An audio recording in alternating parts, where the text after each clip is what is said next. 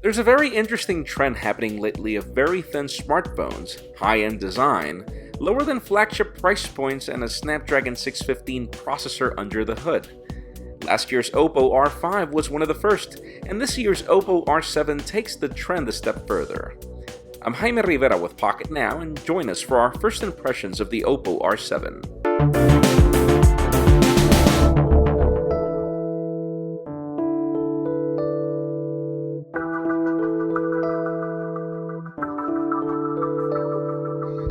The most striking first impression of the R7 is that even though the phone is thinner than the iPhone 6 at 6.3mm, it feels sturdier in the hand thanks to the added weight at 148 grams. This phone is a hair thicker than its predecessor and also a few inches smaller, but we're actually going to praise this given the fact that it returns the 3.5mm headphone jack. The overall feel is cool to the touch thanks to the glass and aluminum finish, and if the top and the bottom antenna separations are made of plastic, it's really hard to tell thanks to the silver coating. The chamfered edges on the sides are smaller than the ones we've seen on competing phones, leading us to believe that they'll be less susceptible to scratches. And even though the button placement of the power and standby key is a little awkward at the left, some software features allow you to solve this by double tapping the home button or the display. Those software features have been the most pleasant surprise of the Oppo R7. ColorOS has never been our favorite Android skin on any of its predecessors, but that has dramatically changed with version 2.1.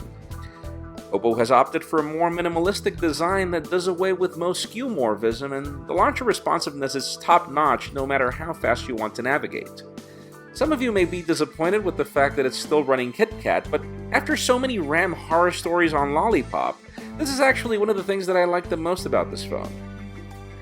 One of the things that I highly praise is Oppo's new approach to notifications, which combine the best features of both KitKat and iOS on one phone.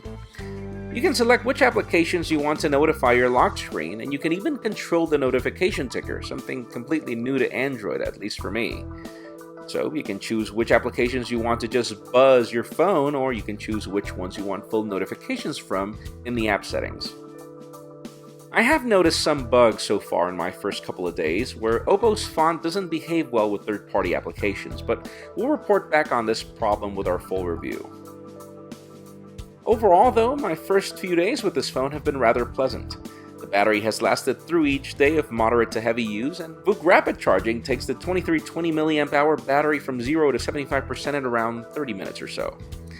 The Snapdragon 615 has proven to be a good processor selection for regular tasks, but you will notice it heating up when playing games like Skyforce, and also when rendering detail on photos as you slide through them. It does take it a little bit. Speaking of photos, the camera has also led to a positive experience so far. This is definitely not an LG G4, but if you're used to iPhone photos, you'll feel right at home here.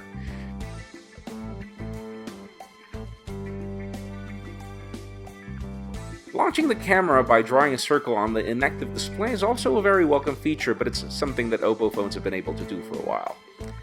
I was also surprised that Oppo decided to move the front-mounted speaker buried in the earpiece of the R5 to a separate speaker at the back. Calls do sound louder on the R5, thanks to this change, but we'll see how the back-mounted speaker behaves after a few days of use. And that's the biggest takeaway with our first few days with the Oppo R7.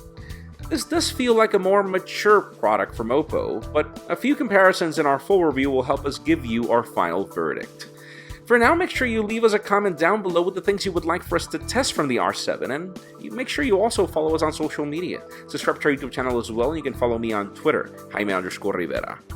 Please give this video a thumbs up if you like what you saw. I am Jaime Rivera. Thank you very much for watching. We'll see you on the next video.